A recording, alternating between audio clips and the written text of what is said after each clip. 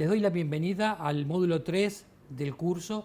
En este módulo lo que vamos a ver es, por una parte, el tratamiento convencional actual del traquetismo hipofatémico ligado al X, y por otra parte veremos las complicaciones y las limitaciones de este tratamiento.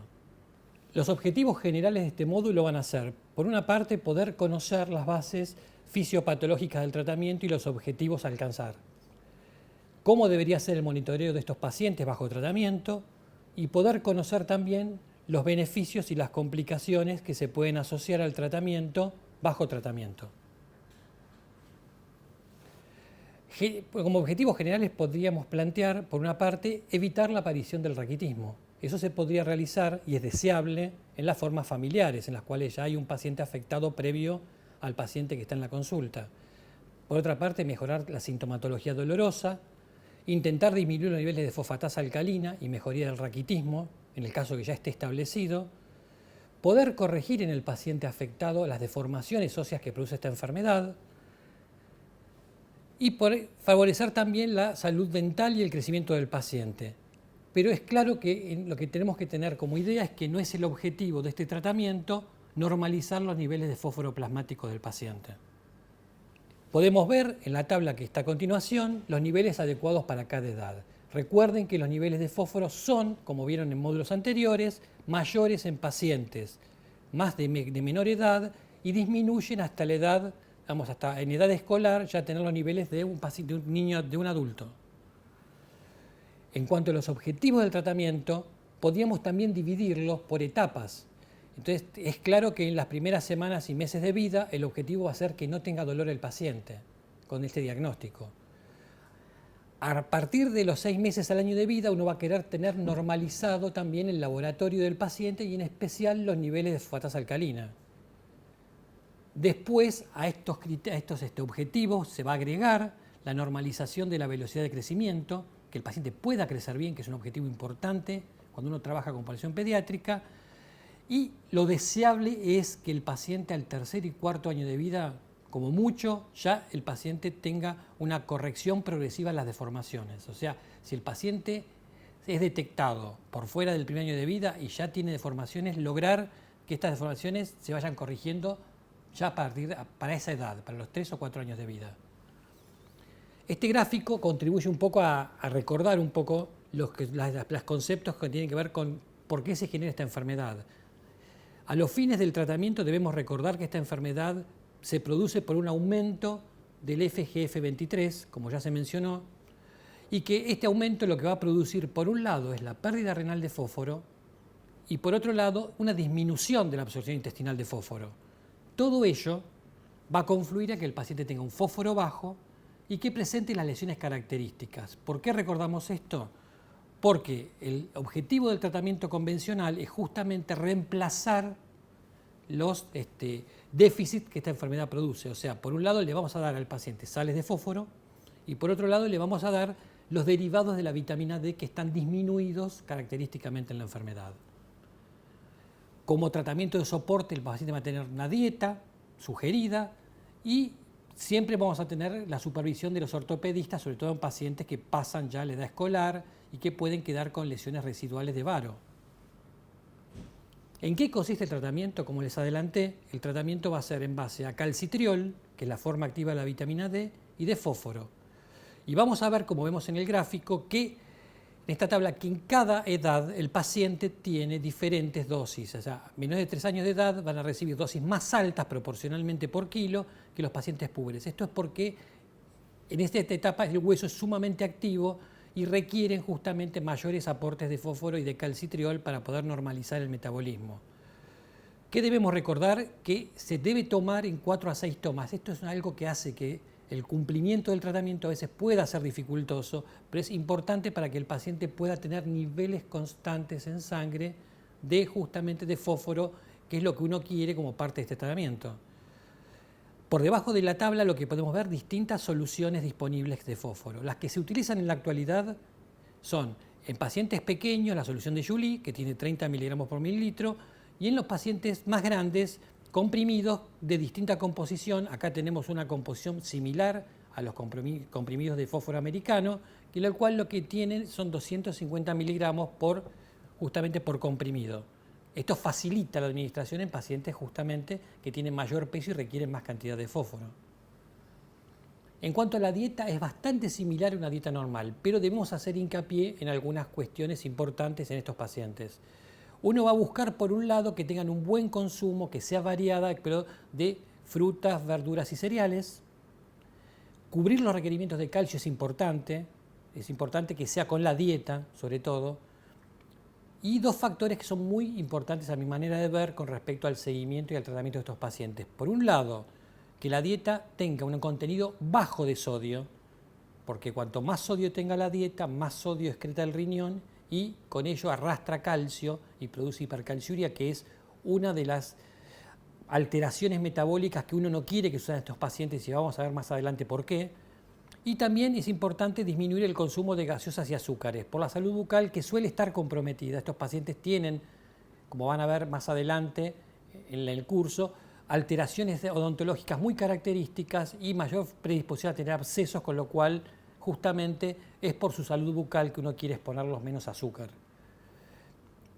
En este gráfico lo que podemos ver, los pacientes bajo tratamiento convencional, qué buena respuesta tienen al corto plazo, inmediatamente a la administración de tanto el calcitriol asociado a fósforo, el fósforo tradicional que era el Neutrafox, el que se usaba históricamente, y los fosfatos modificados que se utilizan en muchos países como sustitutos de. En ambos casos, uno a los 45 minutos de haber tratado al paciente, de haber administrado el fósforo, ya consigue niveles terapéuticos útiles. Pero uno de los problemas del tratamiento que conocemos hace no tanto tiempo es justamente que estos pacientes, como podemos ver en el gráfico, que está, digamos, es un trabajo del doctor Carpenter, en el cual lo que uno puede ver es que en la tabla del medio, los pacientes que estaban con tratamiento raquíticos y los raquíticos sin tratamiento tienen mayores niveles de FGF23 que los controles sanos. ¿Qué significa esto en la práctica? Que como parte del tratamiento es administrarle fósforo, estos pacientes también responden, cuando se le administra fósforo, con más factor fosfatúrico, con más FGF23, y esto hace de que se produzca un círculo vicioso en el cual los niveles de fósforo nunca terminan de aumentar. O sea que es como que la administración de fósforo no termina de compensar justamente el estado metabólico del paciente. Este tratamiento, como pueden ver, es complejo y requiere de mucha colaboración de las familias y del paciente. ¿Cómo lo podemos controlar? Es sumamente importante para los pediatras, que son los primeros médicos de estos pacientes en muchos casos, el control de esta patología. La frecuencia recomendada es entre controles que tengan cada 3 a 4 a 6 meses, dependiendo de la edad. Cuando más pequeño es el paciente, conviene que estén más cerca los controles. ¿Y en qué consiste el control? Esencialmente en un control clínico que tiene que ver con el crecimiento, con la medición de los diámetros, de las distancias intercondilias e intermaleolares, que son un poco la medida práctica de saber cómo está mejorando o no el raquitismo de estos pacientes, y el laboratorio, en el cual nos va a interesar particularmente los niveles de calcio, fósforo y, como se mencionó, la fosfatasa alcalina, que suele estar elevada y uno espera que disminuya bajo tratamiento, la creatinina plasmática y sobre todo los niveles de paratormona. Y en orina vamos a ir a medir los niveles de calcio urinario, que son sumamente importantes en el monitoreo clínico de estos pacientes. En cuanto a la radiología, es importante pensar que no hay que sacarle muchas radiografías a estos pacientes. Conviene hacerle controles anuales y si el laboratorio tiene una buena evolución, lo esperable es que la lesión raquítica también radiológicamente mejore. Y sí o sí es importante que el paciente tenga como parte de su control ecografías renales, que pueden ser entre 6 meses y 1 año justamente de tratamiento. O sea, cada 6 meses los primeros años y después se puede pasar a un régimen anual. Acá en esta foto podemos ver la evolución clínica de estos pacientes bajo tratamiento. Vemos la misma paciente, comenzó tratamiento antes de los 3 años de edad y vemos cómo se va corrigiendo progresivamente el varo de las piernas, o sea, la distancia entre ambos cóndilos internos es lo que se llama distancia intercondilia y vemos cómo se van las piernas, los miembros inferiores de la paciente poniéndose en eje, poniéndose cada vez más cerquita, justamente hasta los 11 años estar completamente corregida la alteración. Si hablamos de distancia intercondilia, es bueno saber un poco cuál es el valor esperable normal. En esta tabla, que es una tabla de Health del año 93, en realidad es bastante clásico, pero digamos están medidos a diferentes edades de cuánto debe ser la distancia intercondilia e intermalular normal. Lo importante a retener es que el objetivo con estos pacientes es que esta distancia, a partir de que el paciente inicia tratamiento, debe reducirse. Entonces, ¿cuánto debe reducirse? No menos de 1 centímetro cada 6 meses, sería lo ideal.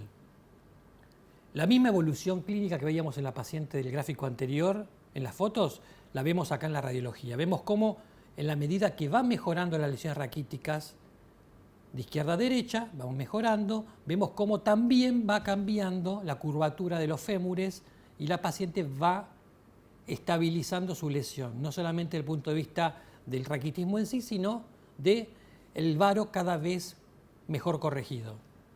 ¿Cómo podemos hacerlo también? Y esto lo comento porque muchas publicaciones lo utilizan como un método. Hay scores que permiten valorar el grado de lesión.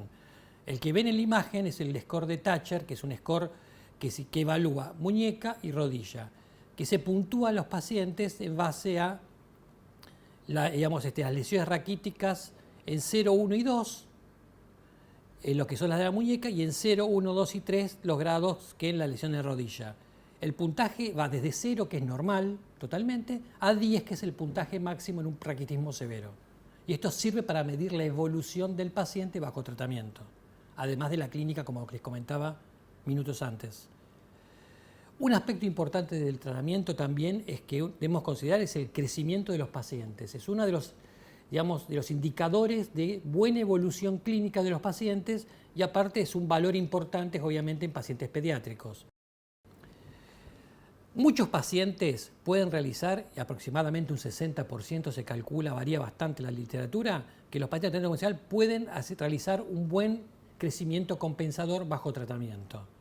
Lo importante que debemos recordar es que esta enfermedad lo que suele alterar muchas veces es el crecimiento en forma no armónica. ¿Qué significa esto? Que lo que va a alterar justamente, mayormente, sobre todo en los pacientes prepuberales, es la longitud del segmento inferior. ¿Y cómo podemos un poco aminorar esto? Obviamente en base a un tratamiento oportuno, comenzado a etapa temprana, pero además, justamente, como vamos a ver después, estos pacientes con un buen monitoreo clínico y sobre todo un monitoreo de las desviaciones durante el seguimiento del tratamiento. Acá vemos como ejemplo un trabajo del grupo de Mäkiti, que es un grupo finlandés, en el cual muestran pacientes que han sido tratados en las barras oscuras antes del año de vida, que es el grupo 1, o los pacientes que comenzaron tratamiento después del año de vida, el grupo 2. Vemos cómo las tallas medias a toda edad, hasta la talla final, son mejores en los pacientes que comenzaron antes del tratamiento que los pacientes que comenzaron después del año de vida de tratamiento, tanto en periodo prepuberal como en periodo puberal. Este es un trabajo, raro, porque en realidad lo que termina mostrando, pero es importante, quiero compartir estos datos porque es importante para que vean qué pasa con el paciente sin tratamiento. Es un trabajo de Cagnoli que lo publicó recientemente, pero es una cohorte histórica de 127 pacientes con raquitismo hipofatémico que no recibieron tratamiento al momento de la consulta. Y vean ustedes, los pacientes crecen adecuadamente el primer año, año y medio de vida, pareciera ser, y luego los que se van detectando más tardíamente, los pacientes tienden a alejarse cada vez más de la media de la talla. Como ven en el gráfico, es una sigmoidea en la cual los pacientes ya entre el tercer al cuarto año de vida, quinto año de vida inclusive, las tallas van entre -3 y -5 desvíos. Lo mismo vemos en la tabla, en la cual vemos 3 trabajos seleccionados al azar, en el cual tenemos talla final y talla inicial y tiempo de tratamiento, en pacientes en los cuales, vean ustedes las tallas de los 2 primeros grupos. En el grupo de Cagnoli, que es un grupo, es diferente este grupo, es un grupo que recibió tratamiento en un grupo observacional, los pacientes iniciaron tempranamente, antes del año de vida en la mayoría, el tratamiento y logran mejorar 0.8 desvíos de media en el transcurso de 8 años aproximadamente de tratamiento que recibieron. El grupo siguiente, que es el grupo de Sivinac, que son pocos pacientes, lo mismo, la talla al inicio de 3 -3.27 y llega hasta -3.25. O sea, uno tiene que pensar que en general, como cosa global, el paciente que rápidamente no hace un catch-up o no mantiene talla, pierde, y en el transcurso de la evolución de la enfermedad, las tallas pueden encontrarse cerca de -3 desvíos, que es lo que se ve muchas veces en trabajos de población caucásica. En este gráfico les refuerzo un poco la idea y ven ustedes cómo se distribuye la pérdida de talla. Vamos a ver que los pacientes, como vimos recién, cuanto más se van alejando de la edad, del nacimiento, van perdiendo talla a expensas esencialmente del segmento inferior. En cambio, la estatura sentado, el tamaño del tronco, que depende mucho más de la pubertad que la longitud de los miembros, en general se mantiene bastante. Que la pérdida de talla es expensa del segmento inferior. Esto lo refuerza la idea y es un dato consistente en varias series.